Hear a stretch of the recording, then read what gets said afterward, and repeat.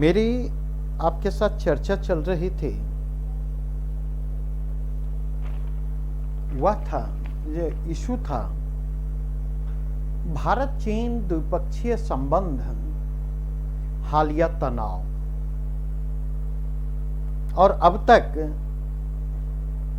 हमने उस वैश्विक परिदृश्य की चर्चा की जिस वैश्विक परिदृश्य ने भारत चीन संबंध को द्विपक्षीय संबंधों के दायरे में सीमित नहीं रहने दिया। फिर मैंने उस आर्थिक परिदृश्य की चर्चा की जिस आर्थिक परिदृश्य ने भारत के लिए संसाधनों की उपलब्धता सुनिश्चित की, चीन के लिए संसाधनों की उपलब्धता सुनिश्चित की, और जैसे जैसे संसाधनों की उपलब्धता बढ़ती गई, भारत और चीन दोनों की महत्वाकांक्षाएं भी बढ़ती चली गई और अंतर्राष्ट्रीय राजनीति में महत्वपूर्ण भूमिका निभाने की जो महत्वाकांक्षा थी, चीन की जो अंतर्राष्ट्रीय महत्वाकांक्षा थी, भारत की जो अंतर्राष्ट्रीय महत्वाकांक्षा थी, इन दोनों ने किस प्रकार भारत चीन द्विपक्षीय संबंधों को जटिलता प्रदान की।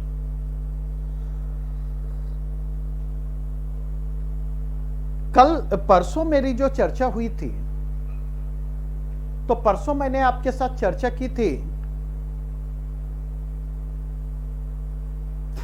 संदर्भ था कि भारत चीन द्विपक्षीय संबंधों में जो विवाद हाल में उभर कर सामने आए हैं, उन विवादों ने बायकॉट चाइना की मांग को एक बार फिर से रिवाइव करने का काम किया था। और अपनी चर्चा के क्रम में हमने बायकॉट चाइना के जो पॉजिटिव्स हैं, जो निगेटिव्स हैं, और उसकी जो फिजिबिलिटी है, उसकी जो आर्थिक व्यवहार्यता है, इस पर विस्तार से चर्चा की थी। और उस चर्चा को अगर मैं कंक्लूड करना चाहूं तो दो बातें कंक्लूडिंग रिमार्क में मैं कहना चाहूंगा कि बायकॉट चाइना ना तो भारत के लिए बायकॉट चाइना का व्यावहारिक दृष्टि से औचित्य बनता और ना ही चीन के लिए इसका व्यावहारिक औचित्य बनता है। और इसीलिए एक लाइन में आप मुझसे पूछें तो मैं बायकॉट चाइना के फेवर में नहीं हूं। मेरी चिंता बायकॉट चाइना से कहीं अधिक की है। मेरी चिंता भारत और चीन के बीच बढ़ते हुए व्यापार घाटे की है। मेरी चिंता जो है भारतीय व्यापार की प्रकृति को लेकर है। भारतीय आयात की प्रकृति, चीन से भारतीय आयात की प्रकृति और चीन को भारतीय निर्यात की प्रकृति को लेकर चिंता है। और कहीं न कहीं मेरी चिंता है कि चीन के पास करीब करीब नियर अबाउट 400 बिलियन अमेरिकी डॉलर का, 4000 बिलियन अमेरिकी डॉलर अर्थात 4 ट्रिलियन अमेरिकी डॉलर का जो फॉरेक्स रिजर्व है, उस फॉरेक्स रिजर्व के सेफ, सिक्योर और प्रोडक्टिव इन्वेस्टमेंट हेतु चीन को जिस डेस्टिनेशन की तलाश है, जहां पर उसे बड़ा बाजार आसानी से उपलब्ध हो जाए, जहां पर पहुंचकर वह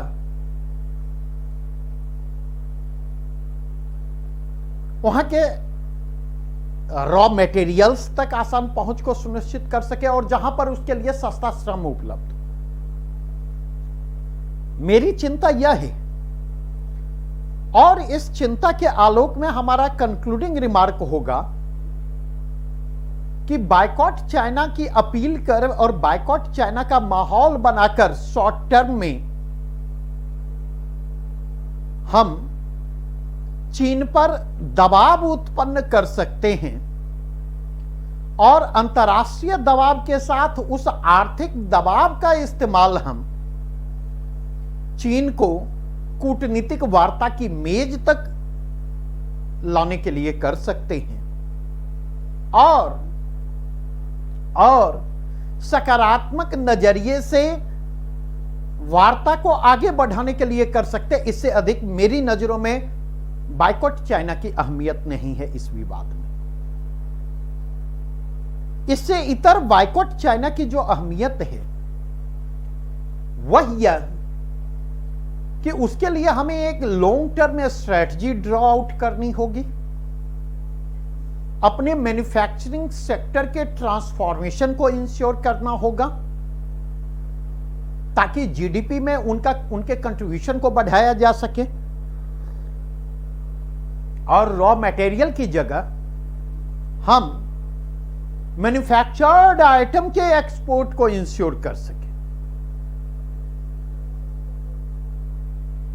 ताकि उस रॉ मटेरियल पर जो वैल्यू एडिशन हो रहा है उस वैल्यू एडिशन का अधिक से अधिक फायदा भारतीय अर्थव्यवस्था को मिले, भारत के लोगों को मिले। और इसके लिए एक एप्रोप्रिएट एनवायरनमेंट को क्रिएट करने की आवश्यकता है। सरकार लॉन्ग टर्म स्ट्रेटजी और लॉन्ग टर्म विजन के साथ लेजिस्लेटिव रिफॉर्म की प्रक्रिया को आगे बढ़ावे। लॉन्ग टर्म स्ट्रेटजी और लॉन्ग टर्म विजन के साथ सरकार को इसके लिए अनुकूल माहौल को सृजित करने की कोशिश करनी होगी। अब आज मैं स्ट्रेट फॉरवर्ड लौटना चाहूंगा भारत चीन सीमा विवाद के ऊपर, और मेरी कोशिश होगी कि बहुत ही लेमेन की तरह मैं बातों को आपके सामने रखूं, आसान से आसान शब्दों में बातों को आपके पास सामने रखूं। लेकिन उसके पहले एक चीज मैं अपनी ओर से स्पष्ट कर देना चाहता। मैं एक्सट्रीम सिचुएशन छोड़कर युद्ध के विरोध में हूं, और अगर पाकिस्तान की भी बात आएगी तो युद्ध के विरोध में हूं, नेपाल की बात आएगी तब भी युद्ध के विरोध में हूं, चीन की बात आएगी तब भी युद्ध के विरोध में हूं, एक्सट्रीम सिचुएशन को छोड़कर। और दो रीजन से युद्ध के विरोध में हूं। कभी भी दिमाग में यह बात नहीं रखेंगे कि निगोशिएशन की बातें करना, युद्ध के खिलाफ आवाज उठाना जो है, इसका मतलब यह हुआ कि आप जो है नेशन के अगेंस्ट जा रहे हैं। कभी यह कंक्लूजन ड्रॉ मत करें। अगर युद्ध के विरोध में हूं तो उसके दो कंसर्न हैं। पहला कंसर्न ह्यूमैनिटेरियन है, क्योंकि युद्ध की कीमत जो है वह मानव समुदाय को चुकानी पड़ती है, और मानव समुदाय में भी हाशिए पर का जो समूह है उसको उस वार बर्न को ज्यादा बियर करना पड़ता। और दूसरा रीजन, युद्ध जो है किसी भी देश के नेशनल इंटरेस्ट में नहीं होता। मैं आपको यहां पर कंक्लूजन देने के लिए नहीं खड़ा हूं। मेरी भूमिका है कि विवाद से जुड़े हुए जो विभिन्न पहलू हैं उन पहलुओं को आपके सामने स्पष्ट करूं ताकि एक समझ विकसित आपकी हो और एक बेटर कंक्लूजन तक, वह कंक्लूजन जो आपके लिए कन्विंसिंग हो, उस कंक्लूजन तक आप पहुंच सके। वर्तमान में भारतीय अर्थव्यवस्था जिस मोड़ पर खड़ी है मैंने पहले कहा कि युद्ध जो है एक्सट्रीमिटीज को छोड़ दें तो किसी भी स्थिति में किसी राष्ट्र के हित में नहीं होता, अपवाद छोड़ दें तो। और विशेष करके भारतीय अर्थव्यवस्था अभी जिस मोड़ पर खड़ी है, उस मोड़ पर खड़े होकर युद्ध की कल्पना मात्र से मैं सिहर उठता। क्योंकि आज अगर मैं कह रहा हूं कि भारतीय अर्थव्यवस्था में को नॉर्मल स्थिति में आने में मिनिमम 1 डिकेड लगेंगे,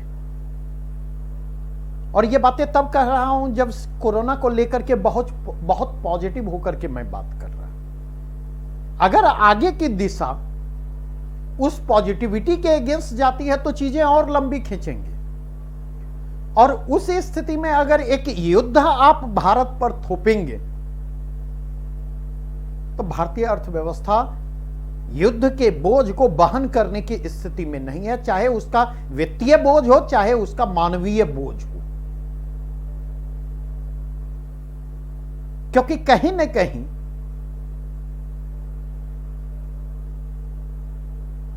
रिवाइवल और रिकंस्ट्रक्शन का काम उसके कारण बाधित होगा, क्योंकि हमारी प्राथमिकताएं बदलेंगी, हमारी ऊर्जाएं की दिशा बदलेगी और संसाधनों के प्रवाह की दिशा भी बदलेगी।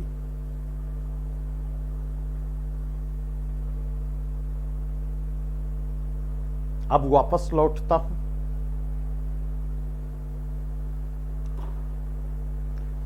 अगर आप में से किन्हीं को लगता है कि भारत और चीन के बीच जो समस्याएं उभर कर आ रही हैं, उन समस्याओं के लिए केवल और केवल चीन जिम्मेवार है, तो इस सोच के साथ मैं उतना ही इत्तेफाक नहीं रखता जितना इत्तेफाक मैं इस सोच के साथ नहीं रखता हूं कि भारत और चीन के बीच जो विवाद उभर करके सामने आए हैं, उस विवाद के लिए केवल और केवल भारत जिम्मेवार है। ना तो केवल भारत की जिम्मेवारी बनती है और ना ही केवल चीन की जिम्मेवारी बनती है। इस संदर्भ में हमें भारत की जिम्मेवारी को भी स्वीकार करना होगा और इस संदर्भ में चीन की भी जिम्मेवारी को हमें स्वीकार करना होगा। हां, यह जरूर हो सकता है कि किसी की जिम्मेवारी थोड़ी सी अधिक हो और किसी की जिम्मेवारी थोड़ी सी कम हो। दूसरी बात जो मैं कहना चाहता कि देखें, भारत और चीन के बीच जो सीमा विवाद है, वह सीमा विवाद हमें कॉलोनियल लीगेसी के रूप में प्राप्त हुआ है, औपनिवेशिक विरासत के रूप में प्राप्त हुआ। और भारत और चीन ने अपनी गलतियों के जरिए उस सीमा विवाद को और जटिल बनाया है, उस सीमा विवाद को और गहराने का काम किया है। मेरे शब्दों पर गौर करेंगे, भारत और चीन के बीच सीमा विवाद की जो परिस्थितियां उभर कर सामने आई हैं, उस सीमा विवाद के लिए वह सीमा विवाद हमें औपनिवेशिक विरासत के रूप में प्राप्त हुआ है और उस सीमा विवाद को भारत और चीन दोनों ने अपनी गलतियों के जरिए जटिल बनाया है, गहराने का काम किया है। थोड़ा सा मैं इस बात को स्पष्ट करना चाहूंगा। देखिए, तिब्बत को लेकर ब्रिटिश भारत और चीन के बीच टकराहट होती है और 1914 में 1914 में शिमला में एक सम्मेलन होता है और उस सम्मेलन की परिणति त्रिपक्षीय समझौते के रूप में होती है। जिस त्रिपक्षीय समझौते का के एक पक्ष का प्रतिनिधित्व करता है ब्रिटिश भारत, और चूंकि उस समय कॉलोनियल रूल था हमारे यहां, इसलिए वहां पर ब्रिटेन ब्रिटिश भारत के पक्ष में वहां पर मौजूद है। दूसरे पक्ष का प्रतिनिधित्व करता है तिब्बत, और तीसरे पक्ष का वहां पर प्रतिनिधित्व जो करता हुआ आता है वह चीन। तो 1914 का जो एग्रीमेंट है, शिमला एग्रीमेंट, तो शिमला एग्रीमेंट में आप देखेंगे मैकमोहन ने एक लाइन खींची। जो मैकमोहन लाइन जो है एक इमेजिनेटिव लाइन है, क्योंकि वो लाइन जो ड्रॉ किया गया था, मैप पर ड्रॉ किया गया था, और मैप पर ड्रॉ करते हुए उस लाइन को सावधानियां नहीं बरती गई थी। जो जमीनी परिस्थितियां थी, उन जमीनी परिस्थितियों को ध्यान में नहीं रखा गया था। तब मैकमोहन लाइन, जिसे आप और हम जानते हैं, जो कि भारत और चीन के बीच सीमा रेखा का काम करता है, यह एक काल्पनिक रेखा है। व्यवहार के धरातल पर इसका अस्तित्व नहीं है। नंबर 1। नंबर 2, ब्रिटेन के तमाम दबावों के बावजूद चीन ने तिब्बत की संप्रभुता की बात स्वीकार नहीं की थी,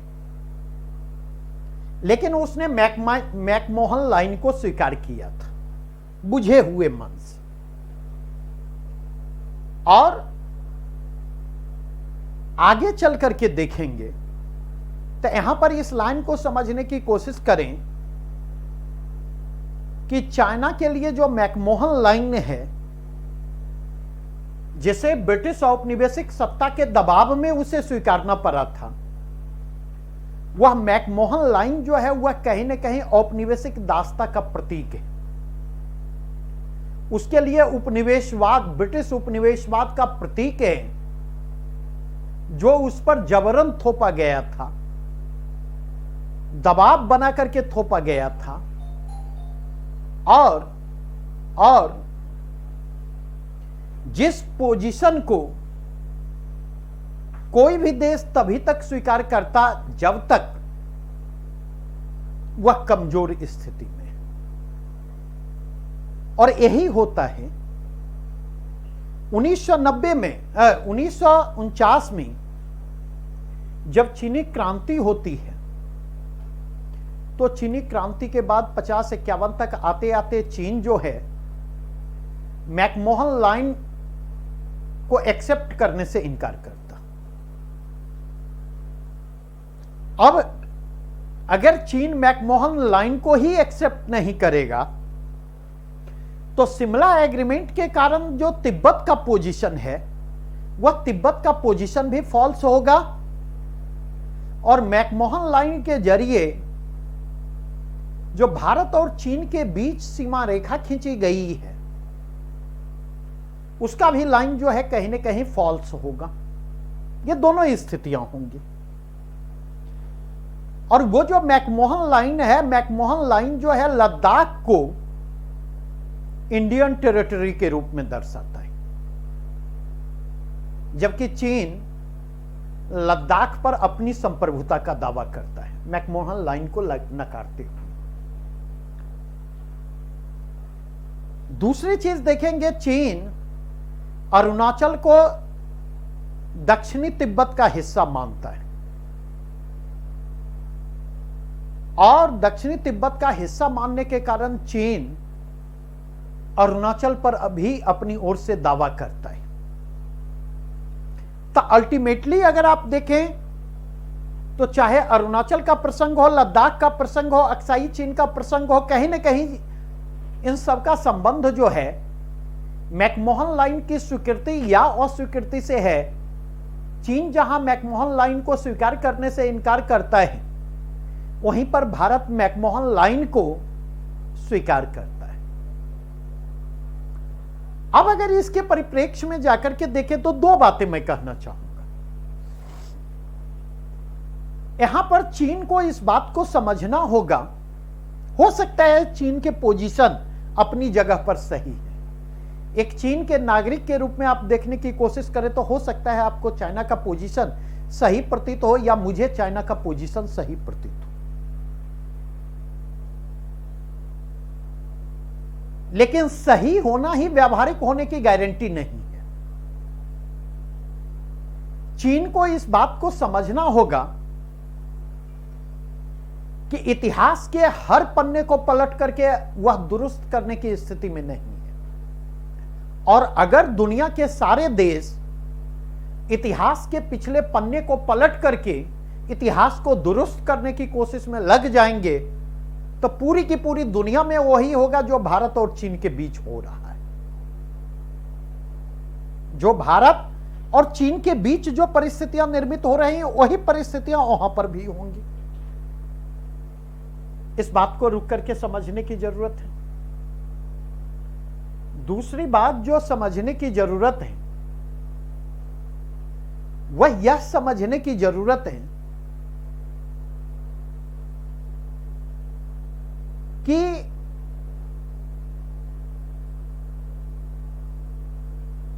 चीन जिस विस्तारवादी आकांक्षा के साथ बढ़ने की कोशिश कर रहा है उस विस्तारवादी आकांक्षा पर उसे अंकुश लगाना होगा, अन्यथा उस विस्तारवादी आकांक्षा की उसे एक बड़ी कीमत चुकानी होगी। क्योंकि मसला केवल भारत का नहीं है। एक ब्रॉडर पर्सपेक्टिव में जाकर के देखें तो चीन के जितने सीमावर्ती इलाके, चाहे लैंड बाउंड्री की बात कर लें या मैरीटाइम बाउंड्री की बात कर दें, हर जगह चीन उसी विस्तारवादी आकांक्षा और उसी आक्रामकता के साथ सामने आ रहा है, और हर जगह पर उसकी विस्तारवादी आकांक्षा, उसकी आक्रामकता के निशाने पर उसके पड़ोसी देश होते हैं। इसलिए अगर आप देखें तो धीरे धीरे चीन के पड़ोसी देश जो हैं वो एक दूसरे के करीब आ रहे हैं। चीन के विरुद्ध जो है एक मोर्चा निर्मित होता हुआ आपको दिखाई पड़ेगा। तीसरी बात चीन को, और बात केवल पॉलिटिकल बाउंड्री की नहीं है, भारत के पड़ोसी देशों में चले जाएं, अदर एशियन कंट्री में चले जाएं, अफ्रीकन कंट्री में चले जाएं, लैटिन अमेरिकन कंट्री में चले जाएं, चीन जितने आक्रामक तरीके से अपनी आर्थिक विस्तारवादी आकांक्षाओं को दुनिया के विभिन्न देशों पर थोपने की कोशिश कर रहा है, जिस तरीके से चीन अपने व्यापार और अपनी पूंजी और अपने निवेश के जरिए वहां के राजनीतिक तंत्र को पहले विश्वास में ले रहा है और फिर उस राजनीतिक तंत्र पर दबाव निर्मित करने की कोशिश कर रहा है। देखिए, कमोबेश जहां भी चीन जा रहा है भारत वहां पर मौजूद है। तो धीरे धीरे आप क्या देखेंगे, एक समय के बाद स्थानीय स्तर पर चीन का विरोध शुरू होता है। स्थानीय स्तर पर चीन की प्रभुत्ववादी आकांक्षा के प्रति एक प्रतिक्रिया शुरू होती है, और इस प्रतिक्रिया की पृष्ठभूमि में भारत की सॉफ्ट पावर डिप्लोमेसी जो है, भारत के पास उतने संसाधन नहीं है, लेकिन सीमित संसाधनों के बावजूद भारत की सॉफ्ट पावर डिप्लोमेसी के लिए आप देखेंगे एक स्पेस क्रिएट हो रहा है। चाहे वो नॉर्थ अफ्रीकन कंट्री में चले जाएं, चाहे वो साउथ अफ्रीकन कंट्री में चले जाएं, चाहे सेंट्रल एशिया में चले जाएं, चाहे आप लैटिन अमेरिकन कंट्री में चले जाएं, चाहे आप इंडिया के नेबरिंग कंट्री में चले जाएं, तो कहीं ना कहीं चीनी को अपने विस्तारवादी आकांक्षाओं पर, चाहे वह राजनीतिक संदर्भ उसके हों चाहे आर्थिक संदर्भ हो, उस पर उसे अंकुश लगाना होगा। और चौथी चीज जो चीन को समझनी होगी वह यह कि आज का भारत 1962 का भारत नहीं है। आज का भारत 1962 का भारत नहीं है, और ये बातें अगर मैं बोल रहा हूं तो पूरी जिम्मेवारी के साथ बोल रहा हूं। यद्यपि 1962 में भारत कूटनीतिक संदर्भों में, या भारत जो है राजनीतिक दृष्टि से, या भारत आर्थिक सक्षमता की दृष्टि से चीन से बहुत पिछड़ा हुआ नहीं था। कम से कम आज के पॉइंट ऑफ व्यू से ज्यादा बेहतर स्थिति में था। वहां पर भारत कमजोर इसलिए पड़ा क्योंकि उस समय का जो भारत का नेतृत्व था उसका रुझान आदर्शवाद की ओर कहीं ज्यादा था। और मैं ये भी इसी के साथ जोड़ना चाहूंगा, शायद ये आदर्शवाद उस समय की जरूरत भी थी। उस समय की जरूरत यह थी कि भारत अपने पड़ोसी देशों से उलझने की बजाय उस उलझन से बचने की कोशिश करे, बेहतर संबंध विकसित करे और अपनी पूरी की पूरी ऊर्जा, अपनी सीमित ऊर्जा और अपने सीमित संसाधनों को अपने विकास पर फोकस करने की कोशिश करे ताकि राष्ट्रीय प्राथमिकताओं को पूरा किया जा सके। लेकिन अगर आज के भारत को आप देखें तो आज का भारत जो है, यह सच है कि डिफेंस कैपेबिलिटी के पॉइंट ऑफ व्यू से चीन हम पर भारी पड़ता है। इस तथ्य से इनकार नहीं किया जा सकता। यह भी सच है कि एक लंबे समय तक इंडिया ने डिफेंस सेक्टर को नेग्लेक्ट किया है। डिफेंस एक्सपेंसेज को और डिफेंस रिक्वायरमेंट को इंडिया ने ओवरलुक किया है। डिफेंस सेक्टर के मॉडर्नाइजेशन और टेक्नोलॉजिकल अपग्रेडेशन की प्रक्रिया के प्रति इसने उदासीनता बरती और इसके कारण भारत की रक्षा क्षमता के विकास की प्रक्रिया अवरुद्ध हुई है। कैपेसिटी बिल्डिंग जो है डिफेंस सेक्टर में कमजोर पड़ा है। इस तथ्य से इनकार नहीं किया जा सकता। इस तथ्य से भी इनकार नहीं किया जा सकता कि ये जो पूरा का पूरा इलाका है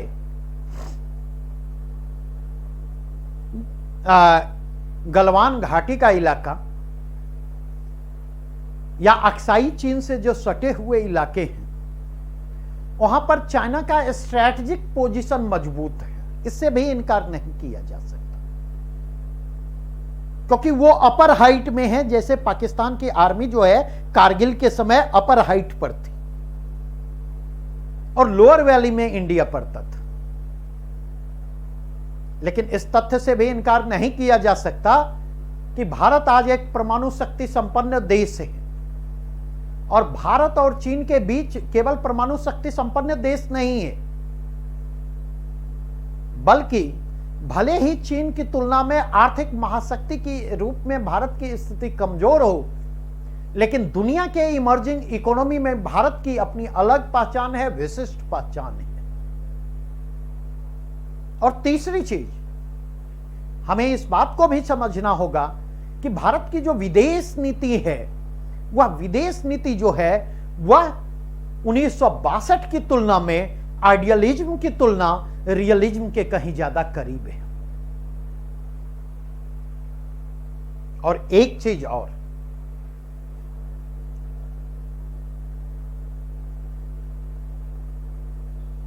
पहाड़ी इलाकों में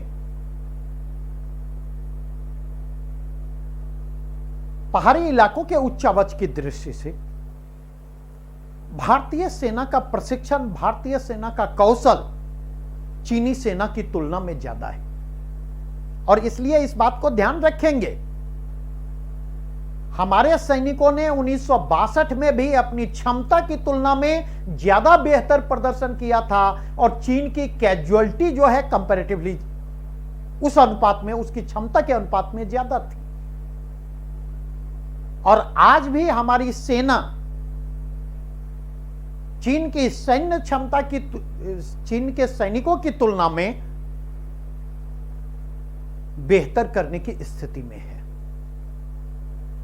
ऐसा नहीं है कि चीन अगर आर्थिक दृष्टि से शक्तिशाली है, मिलिट्री कैपेबिलिटी के पॉइंट ऑफ व्यू से हमसे बेहतर स्थिति में है, तो इसका यह मतलब नहीं है कि चीन जो चाहेगा वो कर लेगा। हां, उसके लिए इस चीज की जरूरत होगी कि भारत का जो राजनीतिक नेतृत्व है उसे दृढ़ता प्रदर्शित करनी होगी, वैसी ही दृढ़ता प्रदर्शित करनी होगी जो 1986 में राजीव गांधी की सरकार ने प्रदर्शित की थी। वैसी ही दृढ़ता प्रदर्शित करनी होगी जो दृढ़ता कुछ समय पहले हमारी सरकार ने जो है प्रस्तुत की थी डोकलाम में। इसके लिए पॉलिटिकल विल पावर की जरूरत होगी। और एक चीज हमेशा ध्यान रखें कि इलेक्शन से पब्लिक मैंडेट हासिल होता है, सरकार शासन चलाने का अधिकार प्राप्त होता है, लेकिन उस शासन को वास्तविक शक्ति इस बात से मिलती है कि वह शासन जनता को किस हद तक विश्वास में लेकर चल पाने में समर्थ। उस शासन को शक्ति इस बात से मिलती है कि वह शासन जनता को कहां तक अपने साथ लेकर चल पा रहा है। उस शासन को शक्ति इस बात से मिलती है कि वह शासन ऑपोजिशन को कितना विश्वास में लेकर के चल रहा है। और अगर इस पॉइंट ऑफ व्यू से देखें तो मुझे लगता है सेना की निष्ठा, सेना के समर्पण और सेना की क्षमता को कभी भी संदेह की दृष्टि से नहीं देखा जा सकता। लेकिन हमें यह स्वीकार करना होगा कि भारत जैसे लोकतांत्रिक देश में सेना की अपनी सीमाएं होती, उसे निर्णय के लिए राजनीतिक नेतृत्व पर निर्भर रहना पड़ता है। और राजनीतिक नेतृत्व का निर्णय जो है वह सेना की क्षमता का विस्तार भी प्रदान करता है और सेना की शक्तियों को सीमित करने का भी काम करता है। और इसलिए मैंने कहा, एट द सेम टाइम मैं कहना चाहूंगा कि भारत को भी एक वास्तविकता समझने की कोशिश करनी होगी। भारत को यह समझना होगा कि यह पूरा का पूरा इलाका जो है वह विवादित इलाका है। भारत को यह समझना होगा कि विवादित अगर कोई भी समस्या है तो उस समस्या का समाधान किसी एक पक्ष की शर्त पर नहीं हो सकता। तब तक एक पक्ष की शर्त पर नहीं हो सकता जब तक एक पक्ष इतना प्रभावशाली नहीं हो कि वह अपनी शर्तों को दूसरे पक्ष पर थोपने के लिए दूसरे पक्ष पर थोप सके और दूसरा पक्ष जो है वह इतना कमजोर ना हो कि वह पहले पक्ष की शर्तों को स्वीकार करने के लिए बाध्य हो। और इस पॉइंट ऑफ व्यू से देखें, ना तो भारत इतनी मजबूत स्थिति में है, ना चीन इतनी मजबूत स्थिति में है कि वह दूसरे पर शर्तों को थोप सके। ना भारत इतनी कमजोर स्थिति में है और ना ही चीन इतनी कमजोर स्थिति में है कि वह दूसरे की शर्तों को स्वीकार करने के लिए बाध्य हो सके। इस बात को समझना होगा। दूसरी बात, इस बात को समझना होगा भारत को भी और चीन को भी, दोनों पक्षों की बात मैं कर रहा हूं। यह बातें भी समझनी होगी कि प्रॉब्लम का जो भी सॉल्यूशन होगा म्यूचुअल गिव एंड टेक से होगा।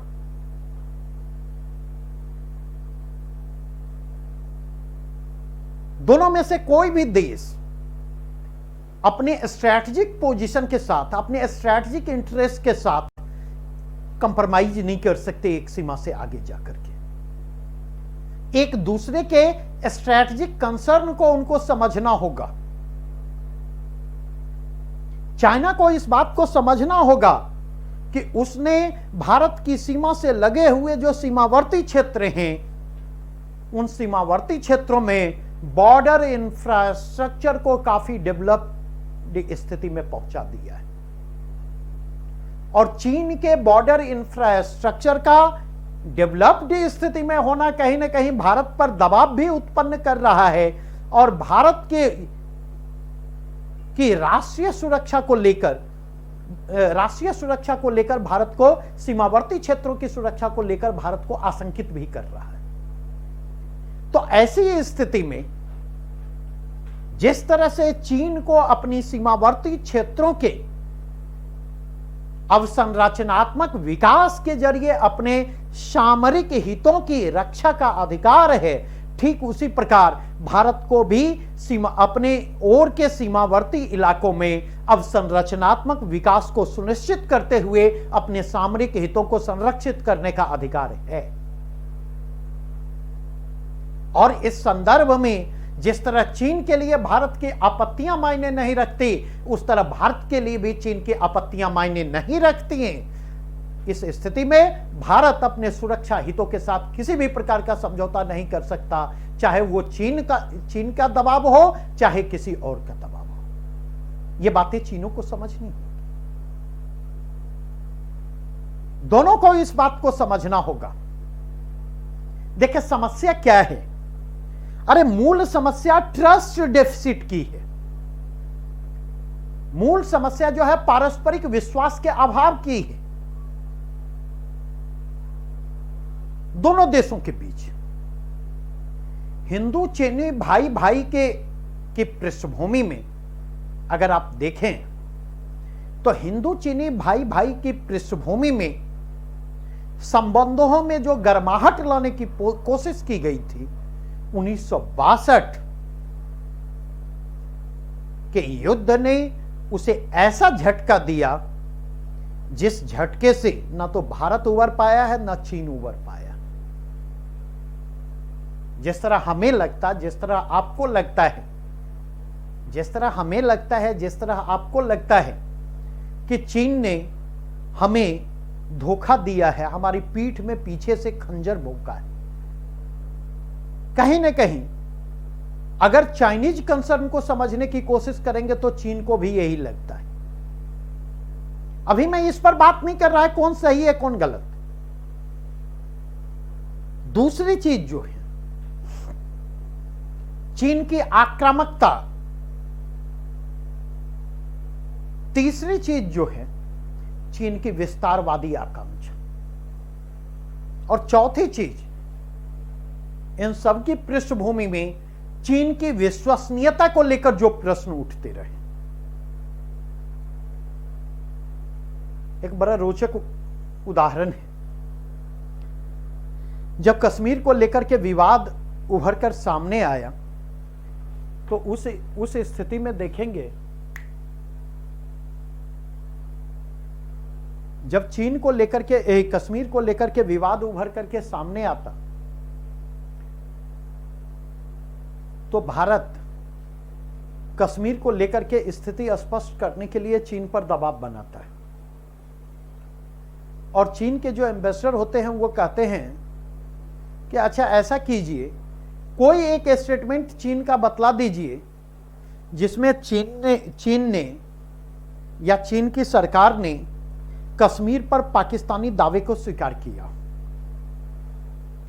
और 1953-54 तक आते आते चीन का स्टैंड चेंज करता है कश्मीर के मसले पर। जब पुराने कथन की याद दिलाई जाती है चीनी राजनीतिक को तो वो कहते एक भी स्टेटमेंट दिखा दीजिए चीन के राजनीतिक का या चीन की सरकार का जिसमें चीन ने यह स्वीकार किया हो कि कश्मीर जो है भारत का अभिन्न अंग है। इस बात को समझने की कोशिश करें कि ये जो ट्रस्ट डेफिसिट की स्थिति है, उस ट्रस्ट डेफिसिट को निर्मित करने में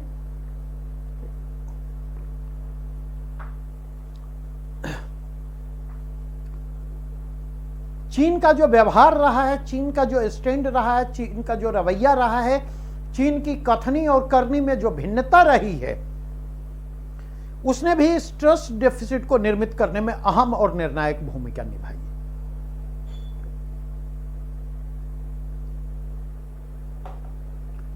अगर उसके संदर्भ में देखें तो आप देखेंगे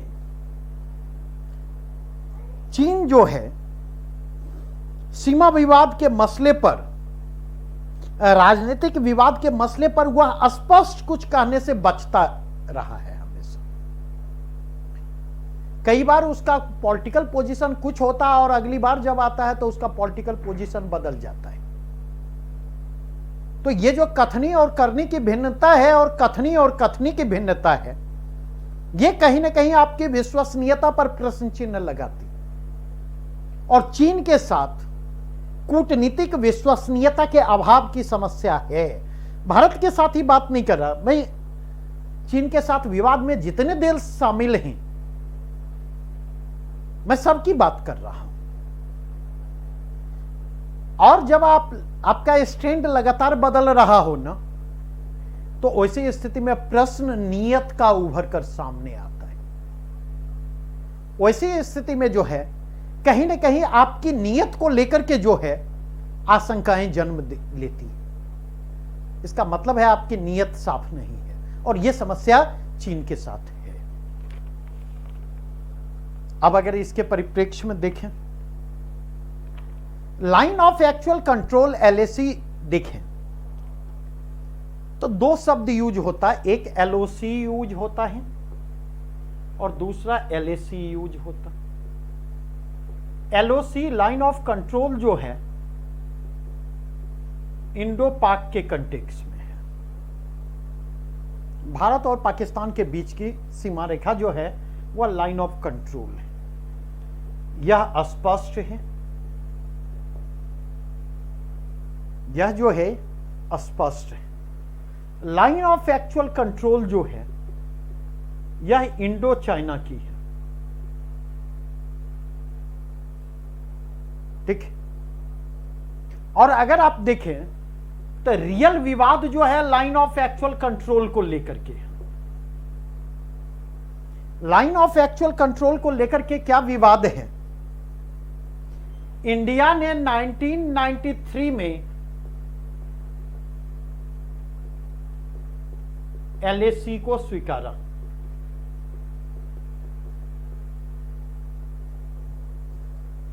(1993) के पहले के पोजीशन को देखें और 1993 के बाद के पोजीशन को, तो 1993 के पहले चीन 1959 और 1962 इसके कंटेक्स्ट में LAC की बात करता, लाइन ऑफ एक्चुअल कंट्रोल की बात करता। और भारत जो है LAC को खारिज करता है। यह लाइन ऑफ एक्चुअल कंट्रोल जो है उसे सीमा मानने से इनकार करता है। और दूसरी चीज देखें, इस समय तक भारत का मानना है कि सितंबर 1962, शायद 8 सितंबर से पहले, 8 सितंबर 1962 जो है के पहले जो की स्थिति है, भारत उसकी लाइन ऑफ एक्चुअल कंट्रोल के रूप में व्याख्या करता है। जबकि 1993 में भारत पहली बार LAC की संकल्पना को स्वीकार करता है, ठीक है। लेकिन किस LAC को स्वीकारा यह अस्पष्ट है। ना भारत स्पष्ट करते, ना चीन स्पष्ट करते। और समस्या जो है इसी LAC की व्याख्या को लेकर है। भारत ने बाद में व्याख्या की कि समझौते के समय जो line of actual control exist कर रहा था, इसमें उसकी बात की गई है। जबकि चाइना का कहना है कि नहीं, या तो 1959 वाले या 1962 में, क्योंकि 1962 में चाइना ने क्या किया, भारतीय इलाकों को जीतने के बाद जल्दी से नया नक्शा जारी कर दिया, जिस नए नक्शे में उस इलाके को भी, भारत के इलाके को भी चीन के इलाके के रूप में दिखाया गया।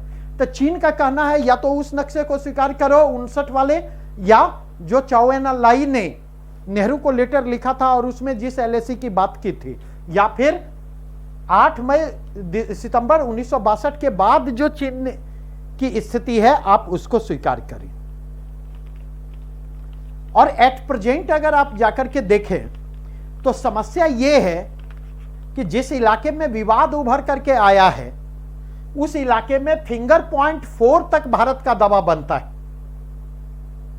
और भारत दावा जो है फिंगर 8 तक करता है। तो फिंगर 5, फिंगर 6, फिंगर 7, फिंगर 8 को लेकर भारत की दावेदारी है, जिस दावेदारी को चीन ठुकराता हुआ आता और इसी को लेकर के वहां विवाद की स्थिति।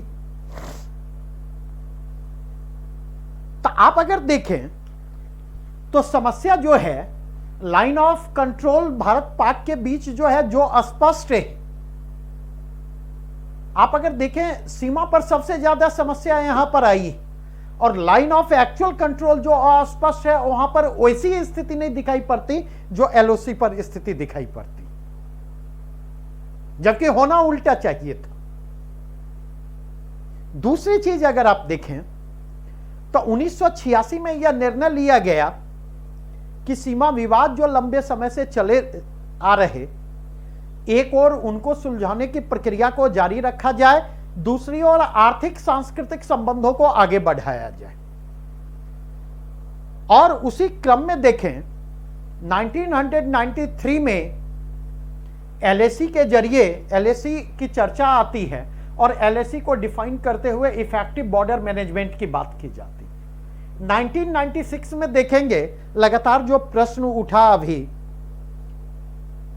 1996 में भारत और चीन दोनों के द्वारा यह निर्णय लिया जाता, और मैं बतला दूं भारत और चीन दोनों के द्वारा यह निर्णय लिया जाता 1996 में कि वो जो विवादित इलाके हैं उस विवादित इलाके में मतलब बॉर्डर के 2 किलोमीटर दोनों तरफ के इलाके में अगर सेना पहुंचती है, एक देश की सेना दूसरे के बाउंड्री में, तो वैसी स्थिति में गोली नहीं चलाई जाएगी, उस विवाद का शांतिपूर्वक समाधान निकाला जाएगा।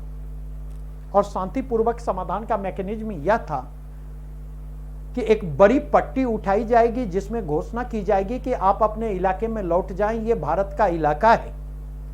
या चीन जो है वो पट्टी उठाएगा और अपील करेगा भारत की सेना से कि आप अपने इलाके में लौट जाएं, आप भारत के इलाके में प्रवेश कर गए। और कहा गया था कि आपसी बातचीत के जरिए इस समस्या का समाधान निकाला जाएगा। उस समय ही देखेंगे तत्कालीन जो हैं वीपी थे, बीपी मल्लिक, जो बाद में सेनाध्यक्ष भी बनते। तो बीपी मल्लिक ने उसी समय आपत्ति व्यक्त करते हुए कहा था कि जब तक एलएसी को डिफाइन नहीं किया जाता ऐसा कहना प्रॉब्लमेटिक होगा और यह प्रॉब्लम को क्रिएट करेगा, लेकिन उनको ओवरलुक किया गया। और आज अगर देखें तो समस्या इसी के कारण उभर कर सामने आई। फिर बाद में देखेंगे उसको 2005 के एग्रीमेंट के जरिए स्ट्रेंथन किया गया।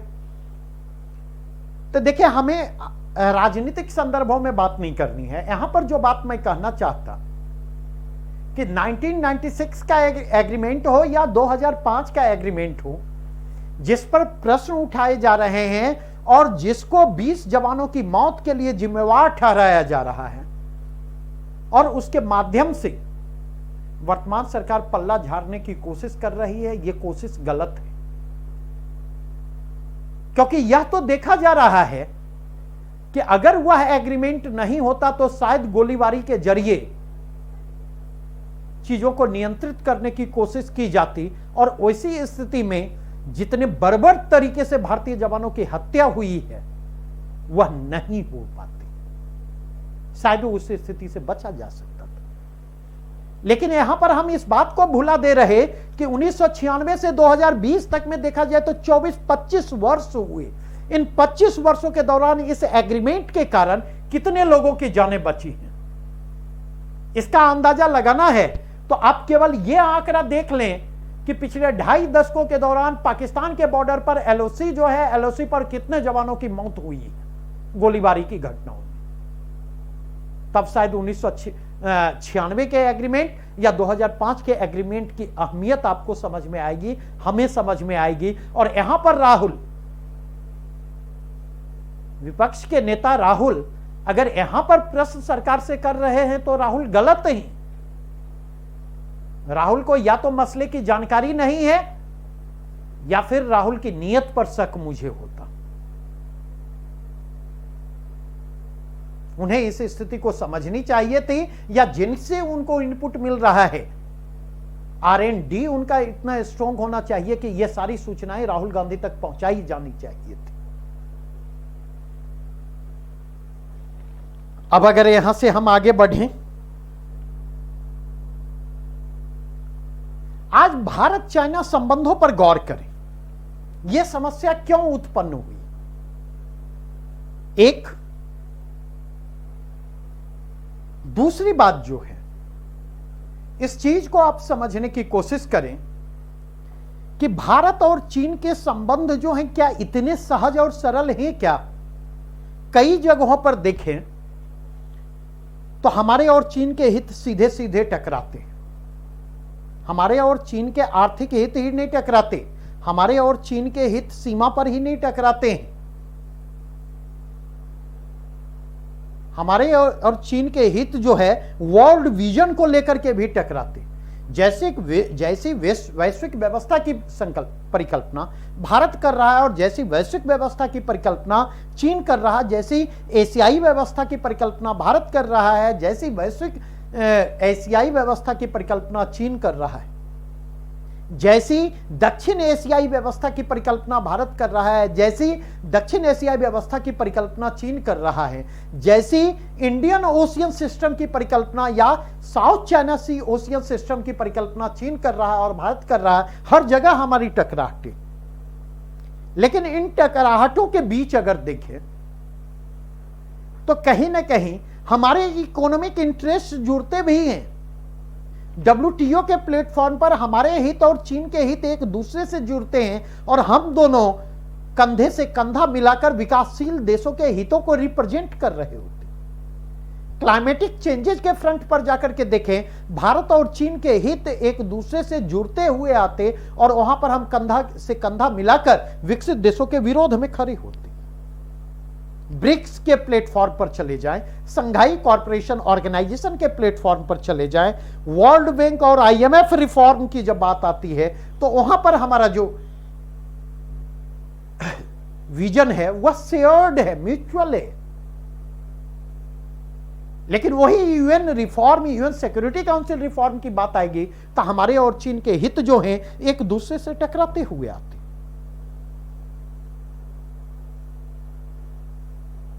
तो इस चीज को रुक करके समझे जाने की जरूरत है। आवश्यकता इस बात की है कि जहां पर भी हमारे और उनके हित टकरा रहे हैं, जहां पर भी हमारे और उनके हित टकरा रहे, हमें टकराव के शांतिपूर्ण समाधान की तरफ बढ़ना होगा। और जहां शेयर्ड विजन हमारा है, उस शेयर्ड विजन को के रियलाइजेशन के इंश्योर करने के लिए हमें बेटर अंडरस्टैंडिंग से काम करना होगा, हमें कंधे से कंधे मिलाकर काम करने होंगे। अब अगर इसके परिप्रेक्ष्य में आप जाकर के देखें, दरअसल देखें, मैंने चर्चा की थी, समस्या यह है कि एक एंटी इंडिया कोलैबोरेशन डेवलप कर रहा है और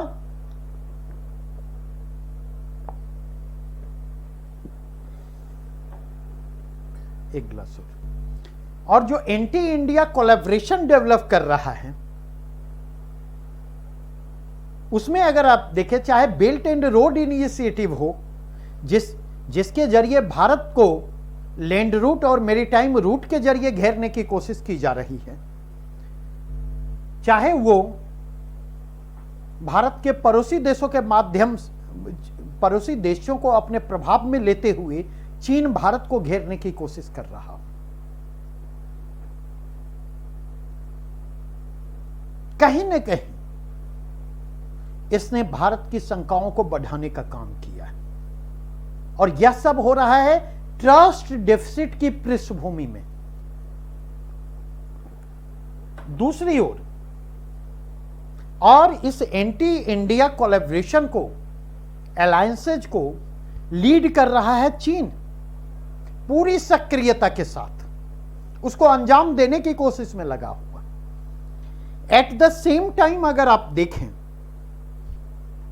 तो एट द सेम टाइम आप देखेंगे कि एक एंटी चाइना कोलैबोरेशन भी डेवलप कर रहा है, और उस एंटी चाइना कोलैबोरेशन में भारत की भूमिका महत्वपूर्ण और निर्णायक हो रही है।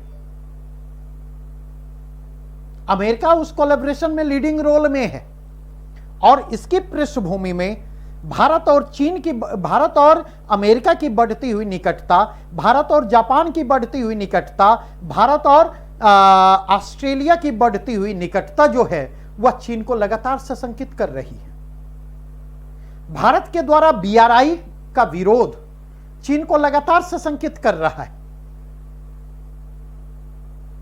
तो अगर इसकी पृष्ठभूमि में जाकर के देखें तो कहीं ना कहीं चीन के भी कंसर्न है, भारत के भी अपने कंसर्न है, दोनों के अपने स्ट्रैटेजिक डिप्लोमेटिक इंटरेस्ट हैं। जिस तरह चीन को अपने डिप्लोमेटिक स्ट्रैटेजिक इंटरेस्ट को प्रोटेक्ट करने का अधिकार है, प्रमोट करने का अधिकार है, प्रिजर्व करने का अधिकार है, या जिस तरह उसी तरह जो है अपने डिप्लोमेटिक स्ट्रैटेजिक इंटरेस्ट को प्रोटेक्ट करने का, प्रिजर्व करने का और प्रमोट करने का अधिकार भारत के पास भी है, ठीक उसी प्रकार भारत की सरकार को और भारत के लोगों को भी यह समझना होगा कि जिस तरह भारत को अपने कूटनीतिक राजनीतिक हितों को संरक्षित और संवर्धित करने का अधिकार है, उसी तरह चीन को भी अपने कूटनीतिक राजनीतिक हितों को संरक्षित और संवर्धित करने का अधिकार है। भारत को इस बात को समझना होगा कि जिस तरह पाकिस्तान और चीन की बढ़ती हुई निकटता, जिस तरह नेपाल और चीन की बढ़ती हुई निकटता, जिस तरह चीन की मालदीव में बढ़ती हुई सक्रियता, चीन में श्रीलंका में बढ़ती हुई सक्रियता, म्यांमार में बढ़ती हुई सक्रियता, आपको पाकिस्तान में बढ़ती हुई सक्रियता, बांग्लादेश में बढ़ती हुई सक्रियता भारत को सशंकित कर रही है, ठीक उसी प्रकार भारत और अमेरिका के बीच स्ट्रैटेजिक पार्टनरशिप, भारत और ऑस्ट्रेलिया के बीच स्ट्रैटेजिक पार्टनरशिप जो है वह चीन को भी सशंकित कर रहा है। अगर इंडियन ओशियन में चीन की बढ़ती हुई सक्रियता भारत को सशंकित करती, तो साउथ चाइना सी में बढ़ती हुई सक्रियता जो भारत की बढ़ती हुई सक्रियता जो है, और साउथ ईस्ट एशियन के उन देशों के साथ जिनके हित साउथ चाइना सी में चीनी स्ट्रैटेजिक इंटरेस्ट के साथ टकराते हैं, उनके साथ भारत की बढ़ती हुई निकटता, उनके साथ भारत का स्ट्रैटेजिक पार्टनरशिप जो है वह कहीं ना कहीं चीन के भीतर, चीन के मन में भी आशंकाओं को जन्म दे रहा है। और सबसे महत्वपूर्ण बात जो कहूंगा, पिछले 6 वर्षों के दौरान जो एक बड़ा परिवर्तन दिखाई पड़ता वह यह है कि भारतीय राष्ट्रवाद जो है ट्रांसफॉर्मेशन के स्टेज से गुजरता हुआ दिखाई पड़ता। देखो, डिप्लोमेसी में हर बात बोलनी जरूरी नहीं है, लेकिन इंडियन डिप्लोमेसी पिछले 6 वर्षों में उस डायरेक्शन में मूव कर रही है कि हम करें या ना करें, करने की स्थिति में हो या ना हो, लेकिन हम बोलते हैं और हम खूब बोलते हैं। That's the problem. ये बड़ी समस्या है, और अगर पूर्वाग्रह से मुक्त होकर के, मैं एक छोटा सा उदाहरण दूंगा। असम और पूर्वोत्तर की स्थिति जो है आज काफी बेहतर है, और असम और पूर्वोत्तर की स्थिति में सुधार की प्रक्रिया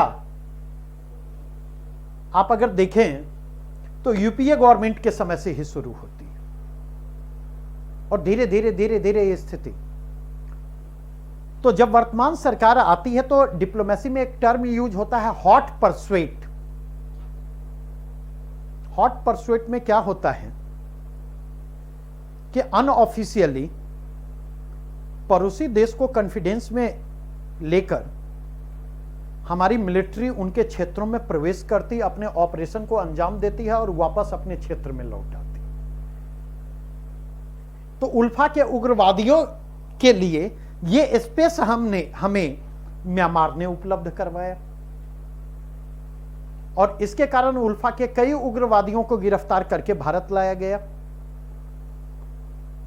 अब हमने अपनी पीठ थपथपाने के क्रम में क्या हुआ, इस चीज को पब्लिक डोमेन में ओपन कर दिया और इस चीज को पब्लिक डोमेन में ओपन करने का परिणाम यह होता कि म्यांमार के साथ हमारे संबंधों में तलखी आती है, क्योंकि अंडरस्टैंडिंग के साथ सेक्रेट मिशन अगर कुछ है उसको आप पब्लिक डोमेन में ले जा रहे हैं तो इसका मतलब है कि सामने वाले देश की जो सॉवरेंटी है, संप्रभुता है, उसको आप चैलेंज कर रहे हैं और कोई भी देश इस स्थिति को स्वीकार नहीं करेगा।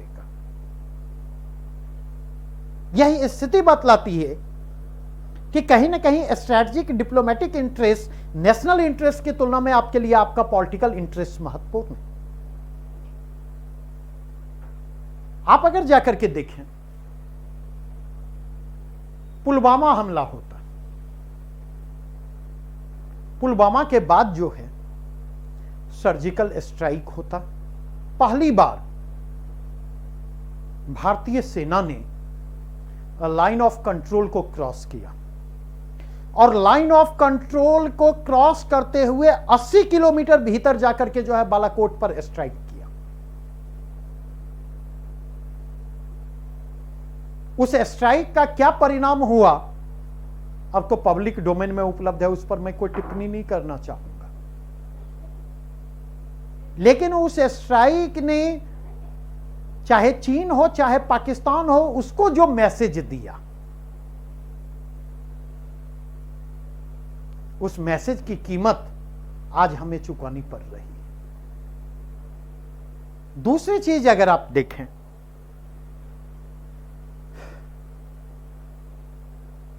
तो पिछले 6 वर्षों के दौरान जिस तरह से भारतीय विदेश नीति के संतुलन को खंडित किया गया और जिस तरीके से हमने भारतीय विदेश नीति को स्वतंत्र रहने न देकर कहीं न कहीं अमेरिका के पिछलग्गू के रूप में भारत को तब्दील कर दिया, बहुत हद तक उसने चीन को आशंकित किया। तीसरी चीज, जम्मू कश्मीर में जो हमने किया, 370 धारा को समाप्त किया और 370 धारा को समाप्त करते हुए हमने पूर्ण राज्य का दर्जा, विशेष राज्य का दर्जा तो कश्मीर से छीना ही, कश्मीर से हमने पूर्ण राज्य का दर्जा भी छीन लिया और जम्मू कश्मीर और लद्दाख के रूप में 2 केंद्र शासित प्रदेशों में तब्दील कर दिया। लद्दाख के पोजीशन में यह चेंजेज, इस चेंजेज के साथ चीन के कान खड़े हो गए, जबकि बालाकोट स्ट्राइक ने चीन को यह मैसेज दे दिया कि अब पाकिस्तान अब जो है भारत को कंटेन करने की स्थिति में नहीं है और अगर पाकिस्तान कंटेन करने की स्थिति में नहीं है तो भारत को कंटेन करने के लिए जो खेल चीन पाकिस्तान के जरिए खेल रहा है वह खेल लंबे समय तक नहीं चलने वाला है। और इसलिए देखेंगे कि भारत के पड़ोसी देशों में उसके बाद से नेपाल में चीन की सक्रियता भी बढ़ी है और आक्रामकता भी बढ़ी है। बॉर्डर पर अगर आप जाकर के देखें तो बॉर्डर पर झड़पों की संख्या में आपको फ्रीक्वेंसी बढ़ती हुई दिखाई पड़ती, क्योंकि लद्दाख को केंद्र शासित प्रदेश का दर्जा देना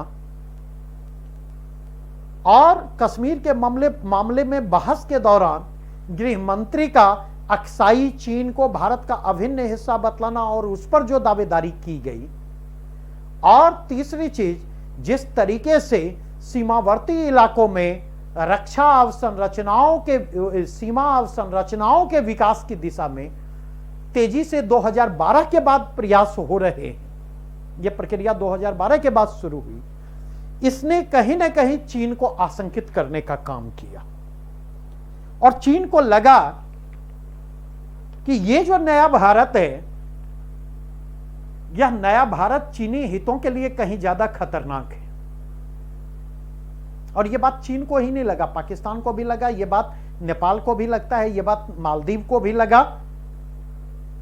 आप इमेजिन करें 2014 में जब वर्तमान सरकार आई थी, नेबरहुड फर्स्ट की पॉलिसी शुरू की गई थी, और इस टॉपिक पर अलग से मैं चर्चा करूंगा। आज वह नेबरहुड फर्स्ट जो है नेबरहुड वर्स्ट की पॉलिसी में तब्दील होता हुआ दिखाई पड़ रहा।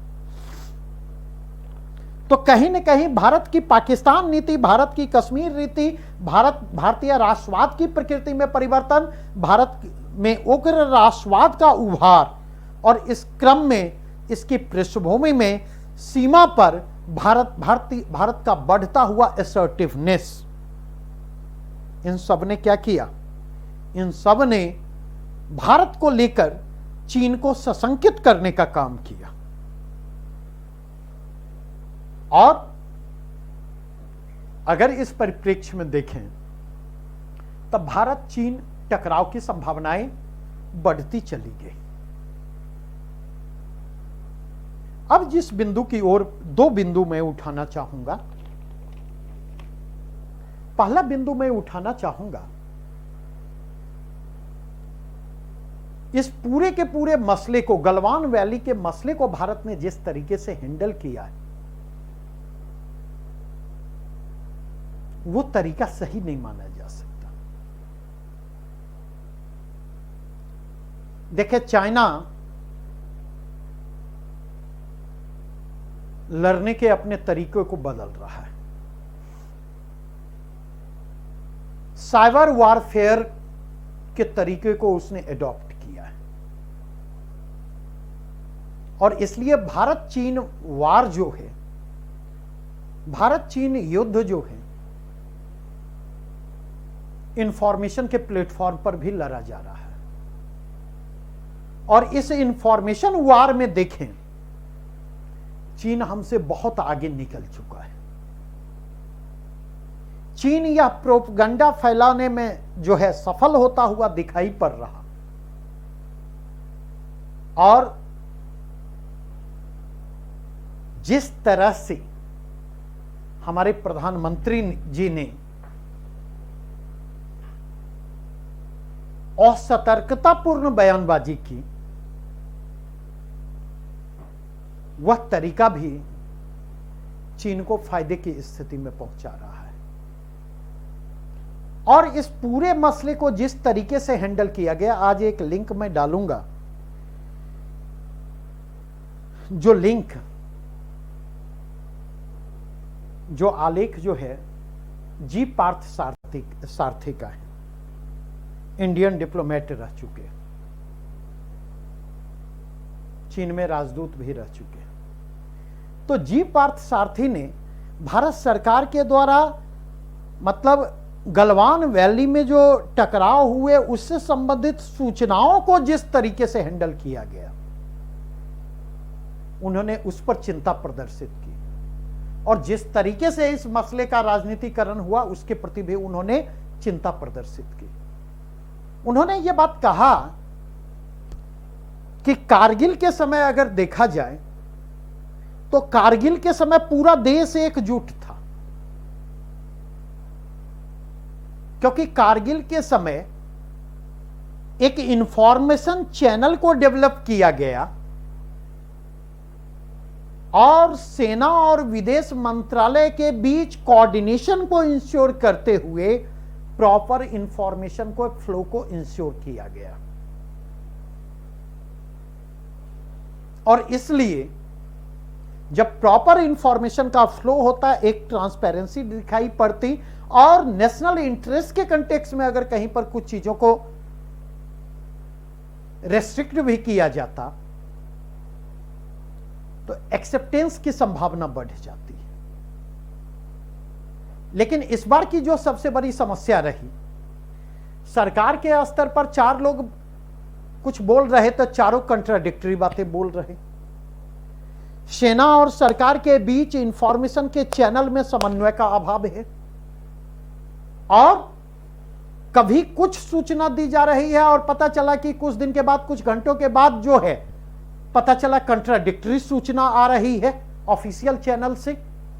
अब ऑफिशियल चैनल ही कंट्राडिक्ट कर रहे हैं इंफॉर्मेशन को लेकर के। आवश्यकता इस बात की है कि इस मसले को संवेदनशील तरीके से हैंडल किया जाए। देखिए, आगे भी ये समस्याएं आएंगी, और आगे जो समस्याएं आएंगी तो किस तरीके से सरकारें किसी की भी हो, आपको जनता और ऑपोजिशन को विश्वास में लेके चलना होगा, सही सूचना उन तक पहुंचानी होगी। Otherwise national interest, security interest, strategic interest के नाम पर आप राष्ट्रीय एकता की बात करते रह जाएं, व्यवहार में उसकी बहुत अहमियत नहीं है। नंबर 1। दूसरी बात जो मैं कहना चाहूंगा, आपको बॉर्डरिंग इलाके में जहां पर दबाव, जहां पर समस्या आ रही है, वहां पर आपको प्रेशर, मिलिट्री प्रेशर बिल्डअप करके रखना होगा। वहां पर छूट दिए, स्ट्रैटेजिक पोजीशन आपका कमजोर पड़ा तो चीजें आपके हाथ से निकलेंगी, जो स्थिति अभी दिखाई पड़ रही है।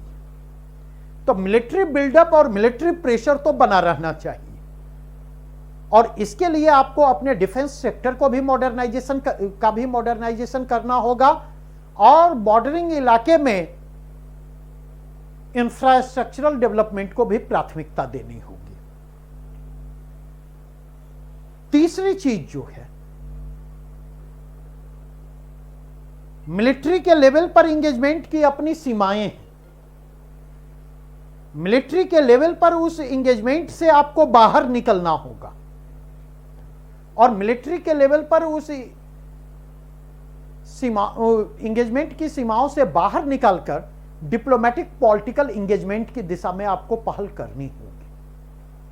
और चौथा, इंटरनेशनल प्रेशर चाइना पर बिल्डअप आपको करना होगा, और इंटरनेशनल प्रेशर बिल्डअप करने के लिए आपको अपने सारे डिप्लोमेटिक चैनल ओपन करने होंगे, और आपको इंफॉर्मेशन वार में भी सक्रियता से शामिल होना होगा। जब तक आप चौतरफा दबाव सृजित नहीं करेंगे, तब तक समस्या चाइना को दबाव में ला पाना और अपने नेशनल इंटरेस्ट को प्रोटेक्ट कर पाना जो है, वो भारत के लिए मुश्किल होगा।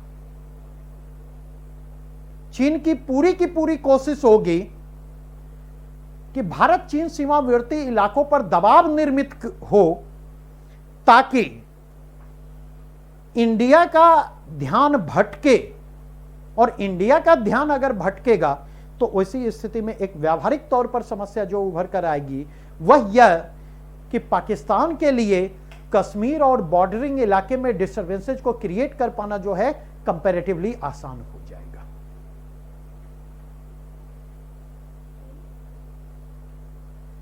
तो मेरे ख्याल से लगभग डायमेंशन हमने आपके सामने रख दिए। अब आज की चर्चा यहीं पर मैं रोकता हूं। नेक्स्ट कल जिस इशू को डिस्कस करूंगा, ग्रुप में मैं मैसेज डाल दूंगा थोड़ी देर में। Thanks a lot.